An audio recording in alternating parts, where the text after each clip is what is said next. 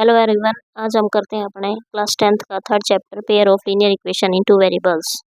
देखो, linear equation लेनी है। लीनियर इक्वेशन में क्या होता है, वेरिएबल की पावर कितनी होती है, 1 होती है। दो वेरिएबल लेने हैं इसमें, एक्स और वाई ले लो, चाहे पी क्यू ले लो, एम एन ले लो, आर एस ले लो, कुछ भी ले लो, ठीक है। पेयर में लेना है, जैसे x minus 2y is equal to 0। एक इक्वेशन तो ये हो गई। 3x plus 4y is equal to 20, एक इक्वेशन ये हो गई। तो ये पेयर में हो गई, ठीक है। तो नेक्स्ट करते हैं अब अपना टॉपिक स्टार्ट। इंट्रोडक्शन में देखो, you must have come across situation like the one given below. तुमने पहले कभी एक ऐसी सिचुएशन आई होंगी जैसे दे रखा अब। Akhila went to a fair in her village. Akhila एक मेले में गई, उसके गांव के मेले में। सी वांटेड, वह चाहती थी, to enjoy rides on the giant wheel. बड़ा सही ऐसा है, होता है ना मेले के अंदर। एंड प्ले हुपला, और क्या खेलना चाहती थी, हुपला। ये गोल गोल इसके ऊपर फेंकी जाती है चीज़ों के ऊपर।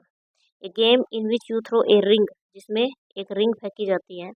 On the items kept in stall, ठीक है। And if the ring covers any object completely, अगर वो रिंग कवर कर ले किसी भी ऑब्जेक्ट को कम्प्लीटली, यू गेट इट, तुम इसे वो तुम प्राप्त कर लोगे। The number of times she played, तो जितने समय, मतलब नंबर ऑफ टाइम्स, एक बार फेंका, दो बार फेंका, तीन बार फेंका। She played hoopla is half the number of rides she held on the giant wheel, ठीक है। कि वो the number of times he played hoopla is half the number of rides, जो नंबर ऑफ राइड्स उसने झूला झूला था, जितने चक्कर लगाए थे, उसका आधा। इफ ईच राइड कोस्ट कर, प्रत्येक राइड की कोस्ट है वो ₹3 है। And a game of hoopla cost ₹4 है। तो how would you find out the number of rides oh she had, तो कितने नंबर ऑफ राइड्स उसने किए। And how many times she played hoopla, और कितने बार उसने हुपला का गेम खेला, ठीक है।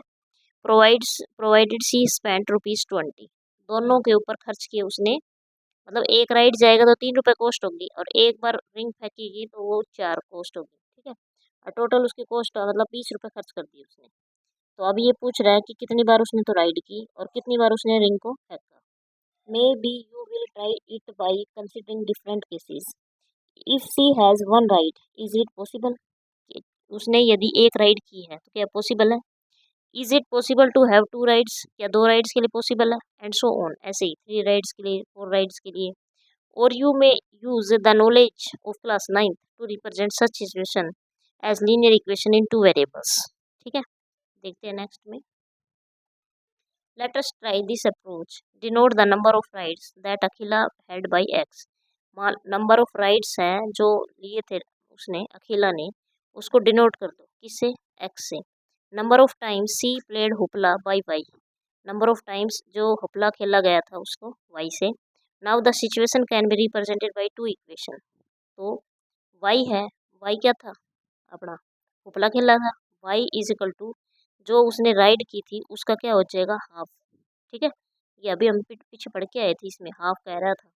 इफ ईच राइड कंसिस्ट ₹3, ऊपर देखो ये वाली, the number of times he played hoopla, तो नंबर ऑफ टाइम जो हुपला खेला था, is half the number of rides, जो उसने नंबर ऑफ राइड्स व्हील पर की थी उसका आधा हो जाएगा, ठीक है।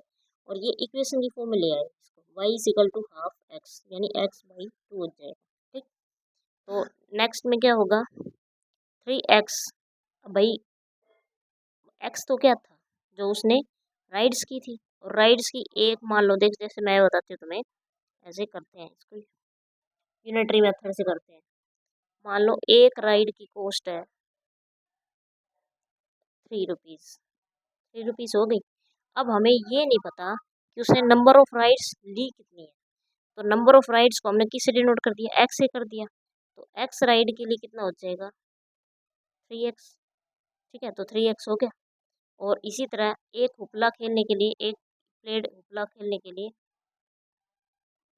हुपला कितना हो जाएगा, कितना रुपए ले रहा है, ₹4, ठीक है। तो हमें किससे रिप्रेजेंट कर रहा है, वाई से। तो वाई प्लेड हुपला, तो 4y, ठीक है। तो दोनों का हमें नहीं पता अभी कितना है, तो पर दोनों का हमने निकाल दिया।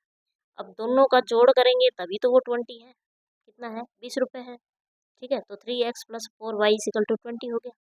Can we find the solution of this pair of equation. अब ये पेयर में बढ़ गई, एक इक्वेशन ये और एक इक्वेशन ये, इसी के दोनों की है। There are several ways of finding these which we will study in this chapter.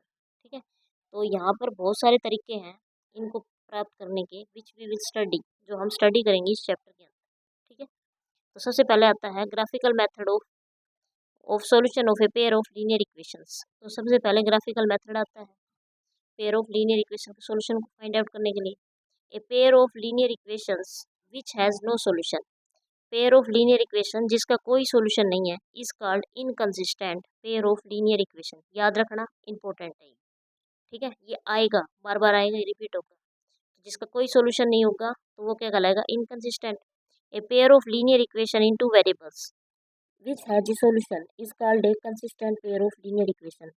जो पेयर ऑफ लीनियर इक्वेशन में टू वेरिएबल्स में किसकी सॉल्यूशन निकल आता है तो वो क्या आता है, which has a solution is called a consistent pair of linear equation. A pair of linear equation which are equivalent has infinitely many distinct का मतलब होता है अलग अलग, many मतलब बहुत सारे, infinitely मतलब अनंत, common solution।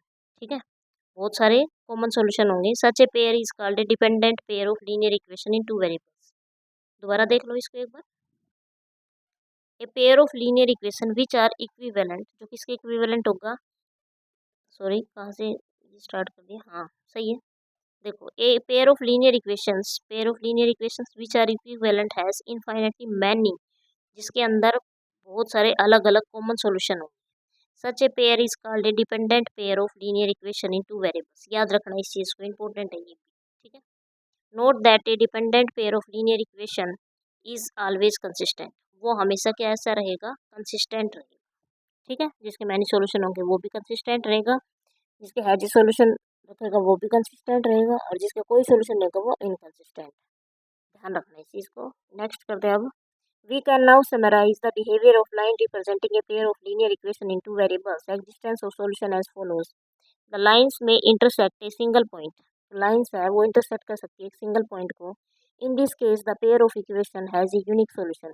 तो इस केस में जो पेयर ऑफ इक्वेशन होगा वो यूनिक सोल्यूशन होगा, यानी कंसिस्टेंट पेयर ऑफ इक्वेशन, अभी बताया था ये। ठीक है, the lines may be parallel. देखो इसमें लाइन इंटरसेक्टिंग सिंगल पॉइंट, यानी इंटरसेक्ट करनी है एक सिंगल पॉइंट के ऊपर। तो ये पेयर ऑफ इक्वेशन एक यूनिक सॉल्यूशन है। यूनिक सॉल्यूशन का मतलब होता है कि वही सॉल्यूशन होगा, उसके अलावा और कोई नहीं होगा, अद्वितीय जिसको बोलते हैं। ठीक है ना, consistent pair of equation. The lines may be parallel. अब ये पैरेलल कैसे जाएंगे, ऐसे। ठीक है, पैरेलल जाएंगी। तो line may be parallel in this case equation has no solution, क्योंकि ये कहीं पर कट ही नहीं करेंगी तो इसका कोई सॉल्यूशन ही नहीं होगा। ये तो ये क्या कहलाएगी, इनकंसिस्टेंट पेयर ऑफ इक्वेशन। ये बहुत जरूरी है, याद कर लेना इनको अच्छे से। The lines may be constant in this case equation have infinitely many solution. तो ये इसमें बहुत सारे सॉल्यूशन आएंगे। ठीक है, लाइन पे मिल जाएंगे इसके बहुत सारे सॉल्यूशन। तो डिपेंडेंट डिपेंडेंट रहेगा, कंसिस्टेंट रहेगा, पेयर ऑफ इक्वेशन रहेगा। ठीक, तो consider the following three pair of equation. X minus two y is equal to zero, 3x plus 4y minus 20 is equal to zero. तो ये करेगी लाइन इंटरसेक्ट। ठीक है, 2x plus 3y minus 9, 4x plus 6y minus 18 is equal to zero. देखो same same दिख, the lines कौन side, देखो same दिख रहा है इसमें, टू कॉमन ले तो 2x प्लस 3y माइनस 9। तो ठीक है, अगला है x plus 2y minus 4 is equal to zero, 2x इसका ये डबल दिख रहा है, 2x plus 4y minus 12 is equal to zero. ठीक है, ये डबल नहीं है, सॉरी ध्यान रखना इस चीज़ को कि -4 है, यहाँ पर 12 है। The lines are parallel. Let us now write down and compare the values of. अब कंपेयर करवाना है। अब मैंने पिछले चैप्टर में आपको पढ़ाया था ये कंपेयर कैसे कर, ए यहाँ पर बी था, ये सी था। ठीक है, तो ये ए वन और अपॉन में A2। ठीक है, ये दो पेयर में ले रहे हैं ना, तो ये A1 होगा, ये A2 होगा, ये B1 होगा, ये B2 होगा, ये C1 ये C2। ठीक है, in all the three examples here A1 B1 C1 A2 B2 C2 denote the coefficient of equation given in the general form in section 3.2। ठीक है, नेक्स्ट करते हैं हम। देखो इसमें ये टेबल अच्छे से याद कर लेना। नेक्स्ट देखो, पेयर ऑफ लाइन्स दे रखी है, x minus 2y is equal to zero, 3x plus 4y minus 20 is equal to zero. तो A1 अपॉन में A2 1/3 हो गया, B1 अपॉन में B2 क्योंकि ये 1 है यहाँ पर, तो 1/3 हो गया। -2/4 तो कट जाएगा, तो -2/4 आ गया। C1/C2 0/-20। तो पहले इन दोनों का कंपेरिजन करवाया, तो not equal to, compare the ratios, इन दोनों का कंपेरिजन करवाया, तो A1/A2 not is equal to B1/B2। तो ये दोनों इक्वल नहीं आए, तो इसका मतलब ग्राफिकल रिप्रेजेंटेशन का क्या आएगा, इंटरसेक्टिंग लाइन आएगा। ठीक है, तो ये एग्जैक्टली वन सॉल्यूशन आएगा। ध्यान रखना इसको, एक इंटरसेक्टिंग दिमाग में पॉइंट ये ऐसे दिमाग में रख लेना, लाइन को इंटरसेक्ट करती है तो एक ही पॉइंट, एक ही सॉल्यूशन होगा, तो इसका एग्जैक्टली वन सॉल्यूशन होगा। ठीक है, तो अब इसमें देखो 2x + 3y - 9 is equal to 0, 4x + 6y - 18 is equal to 0। तो 2/4 हो गया, 3/6 हो गया, 9/18 हो गया। ठीक है, तो इसमें क्या हो रहा है, सारे बराबर आ रहे हैं, तो कॉन्सोनेंट लाइन्स हो गया, इनफाइनाइटली मैनी सॉल्यूशन, इसके बहुत सारे सॉल्यूशन है। ठीक है, x + 2y - 4 is equal to 0, 2x + 4y - 12 is equal to 0, तो 1/2 2/4 - 4/12। अब ये दोनों तो बराबर हो जाएंगे इसमें, और तीसरा वाला इक्वल नहीं होगा, तो ये पैरेलल लाइन्स होगी, नो सॉल्यूशन, इसका कोई भी सॉल्यूशन नहीं होगा। ठीक है, तो आगे देखो, from the table above you can observe that if the lines represented by the equation a1x b1y c1 ये सारा का सारा इसमें जनरल फॉर्म में दे दिया, इंटरसेक्टिंग लाइन होंगी तो दोनों इक्वल ही नहीं आएंगे।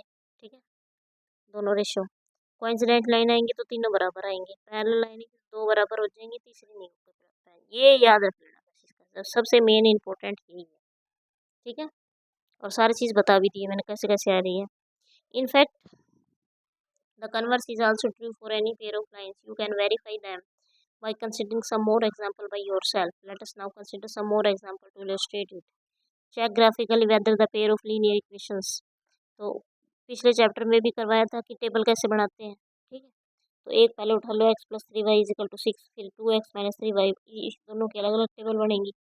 तो x की वैल्यू लेनी है, बताया था ना ऐसे, y मान लेंगे इसको, तो x की 0 रखेंगे, तो x की जगह पे 0 रखेंगे, तो y की वैल्यू कितनी आ रही है, तो फिर सारा लाइन काट के हमें क्या मिली, इंटरसेक्टिंग लाइन बन गई। और इंटरसेक्टिंग लाइन कहाँ कट कर रही है, 6 0 पे कट कर रही है। ठीक है, तो ये प्लॉट द पॉइंट 0 2, इसके 0 2 ग्राफ बने, यानी x की 0 y की 2, x 6 y 0। ठीक है, तो p 0 - 4 हो गया, तो p पॉइंट देखो यहाँ पर 0 - 4 हो गया। ठीक है, और यहाँ पर q, q देखो आप, वो हो गया ये a ये b, q 3 - 2, ये ले रखा 3 - 2 यहाँ पर पॉइंट है। ठीक है ना, तो ये कट करेंगे तो एक पॉइंट पे होगा, तो इसका सॉल्यूशन ही क्या होगा, x = 6। So the solution of the pair of linear equation is x = 6 y = 0, that is given pair of equation is consistent. तो ये पेयर क्या मिलेगा, कंसिस्टेंट मिलेगा। ठीक है, नेक्स्ट देखो, अगली इक्वेशन है ये, graphically find whether the pair of equation has no solution, 5x - 8y + 1, 3x - 24/5 + 3/5 is equal to 0।